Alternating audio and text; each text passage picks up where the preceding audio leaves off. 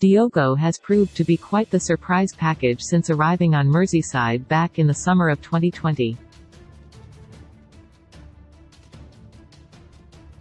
The Portuguese was signed from mid-table Wolves, with many supporters initially expecting him to act as a rotation option for Jurgen's go-to offensive trio. Was tasked with breaking up that trident of Roberto Firmino and Sadio Mane, and it didn't take long for him to do exactly that, often forcing his boss to select a front four rather than a three.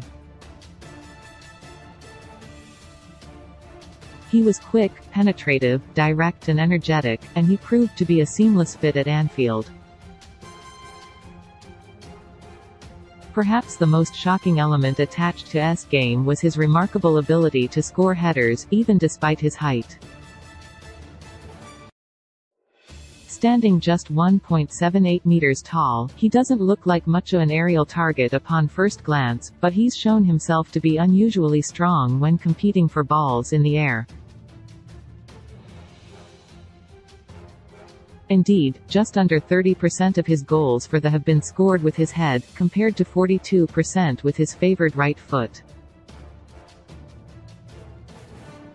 The 26-year-old can leap higher than many of his peers, and the accuracy and power that he's able to generate is very impressive. Hasn't benefited from S' unique threat since he picked up an unfortunate injury in October against Manchester City, but supporters will be happy to know that he returned to full training this week, rejoining his teammates on the grass on Wednesday. Has an upcoming local derby to contest against Everton, and while that match could come too soon he could aim to be back for his team's high-profile clash against Newcastle United next weekend. One of the players who should be happier than most about S' return to action is new signing. Having arrived from PSV Eindhoven last month, the Dutch international is yet to register a goal or an assist in a red shirt, despite his healthy record of returns in his homeland before his transfer. Gakpo, signed for an initial $45 million £37 million per €42 million in January, has registered 24 league assists over the past 18 months, with many of those stemming from an under-the-radar weapon of his. He has many offensive skills, but upon inspection of his game, S' latest signing has an unorthodox crossing trait attached to his profile. He's regularly deployed on the left flank, and, given he's right-footed, he tends to cut inside often. However, rather than shooting every time, Gakpo sometimes decides to hit delicate crosses in the direction of where would usually be, around the 6-yard box and back post.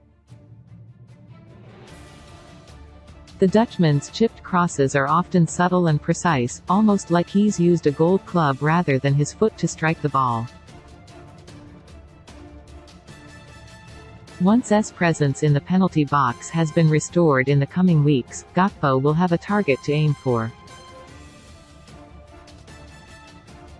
Over the past month, S' attack has suffered a decline as has prioritized fixing his leaky defense.